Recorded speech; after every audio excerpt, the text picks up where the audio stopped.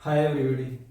कभी आपने सोचा है कि स्टूडेंट्स की सबसे बड़ी मेजर प्रॉब्लम होती है मैथमेटिक्स, अर्थमेटिक्स। वो अच्छे अच्छे स्कूल्स में जाते हैं, कोचिंग जाते हैं, कॉलेजेस में जाते हैं, अच्छी अच्छी किताबें लाते हैं, लेकिन मोस्टली स्टूडेंट्स को वही प्रॉब्लम आती है कि उनको मैथमेटिकल स्किल या अर्थमेटिकल स्किल डेवलप नहीं हो पाती। तो आज मैं कुछ ऐसी टिप्स बताने वाला हूँ जिससे वो न केवल मैथ्स और अर्थमेटिक में जो है स्किलफुल हो पाएंगे, बल्कि अगर वो हो सकता है कि मे बी पॉसिबल उनको ट्यूशन कोचिंग वगैरह जाने की भी ज़रूरत नहीं पड़े, ज़्यादा एडवांस किताब पढ़ने की भी ज़रूरत नहीं पड़ेगी।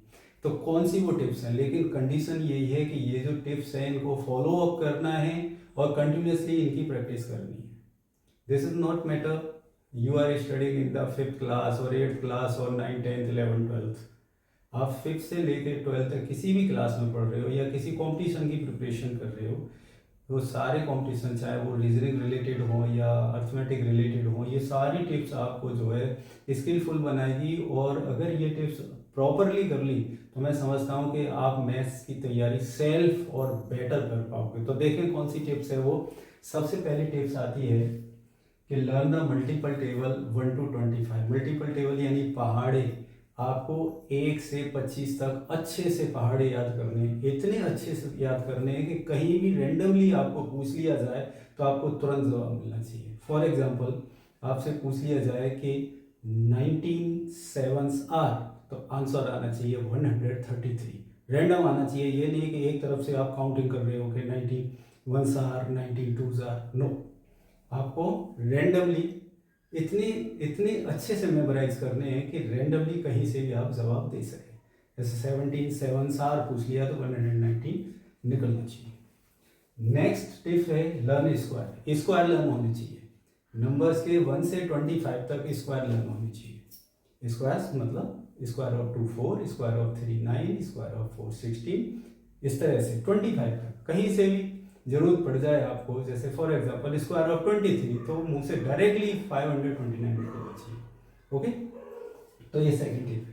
थर्ड टिप है, इसी तरह से क्यूब्स लर्न होनी चाहिए। क्यूब्स का मतलब होता है कि when ever multiply any number 3 time, just like cube of 4, तो 4 इंटू 4 इंटू 4 कितना हो जाएगा 64। तो इस तरह से 1 से लेके 15 तक आपको क्यूब लर्न करना है। नेक्स्ट टिप्स आता है learn rules of divisibility. Divisibility का मतलब है कि आप किसी भी नंबर को देख के बता सकें कि ये नंबर जो है किससे डिविजिबल है।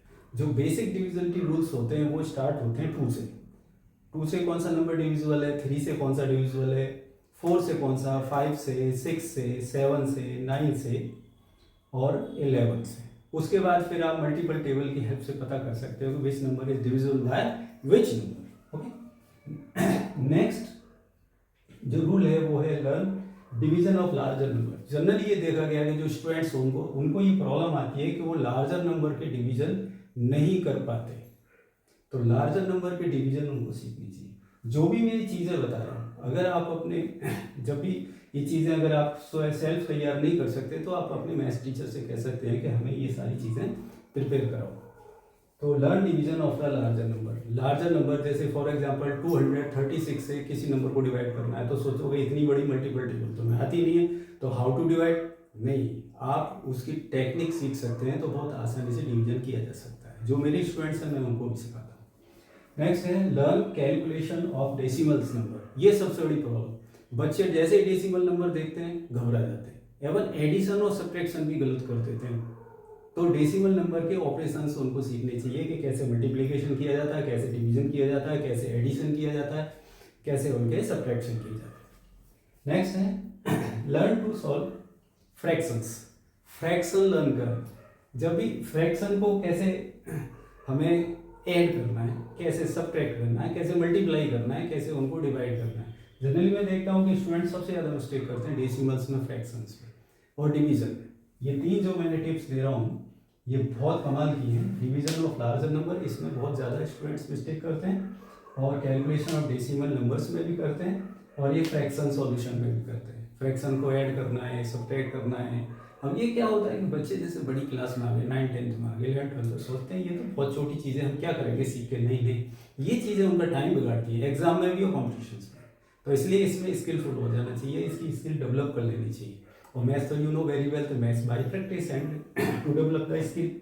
And the last tip is that learn some tricks of Vedic maths. ये भी बहुत कमाल की टिप, आप वैदिक मैथ्स की कुछ ट्रिक्स सीखिए।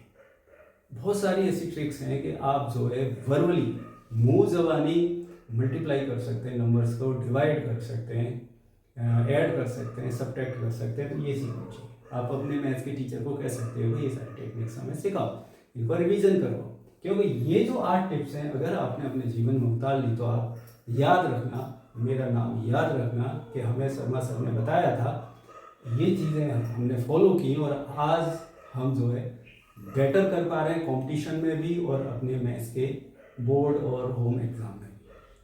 तो बच्चों, students and whatsoever you are preparing, अगर आपको अच्छा लगे ये टिप्स और इससे अगर कोई पॉजिटिव रिजल्ट आए तो मुझे जो है आप सब्सक्राइब करिए और कमेंट भी करना। Okay, thanks.